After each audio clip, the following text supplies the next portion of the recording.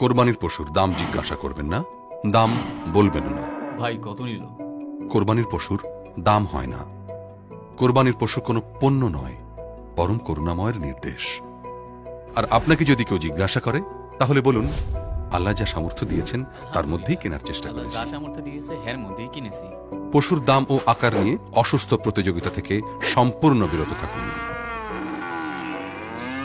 কোরবানির পশু কেনার পর বাজার দর যাচাই করে এ নিয়ে অহেতুক আলাপে যাবেন না। কত নিল?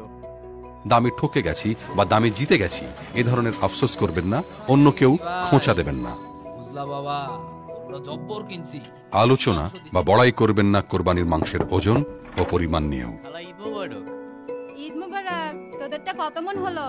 কোরবানির গোশত যথাযথভাবে বিতরণ করুন। গোশত সংরক্ষণ করতে হবে শুধু এই উদ্দেশ্যে ফ্রিজ কেনার ভ্রান্ত মানসিকতা পরিহার করুন।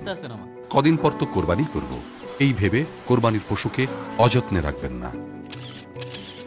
কোরবানির পশুর সাথে সেলফি তুলবেন না, সামাজিক যোগাযোগ মাধ্যমে এ নিয়ে প্রচার করবেন না। খাদ্য উৎসবে মেতে উঠবেন না, খাবারে পরিমিতি বজায় রাখুন। আপনার কোরবানির পশুর রক্ত ও বর্জ্য নিজ উদ্যোগে পরিষ্কার করুন। সহযোগিতা করুন নগর কর্তৃপক্ষের পরিচ্ছন্নতা কার্যক্রমে। ঈদের ছুটিতে পরিবারকে সময় দিন।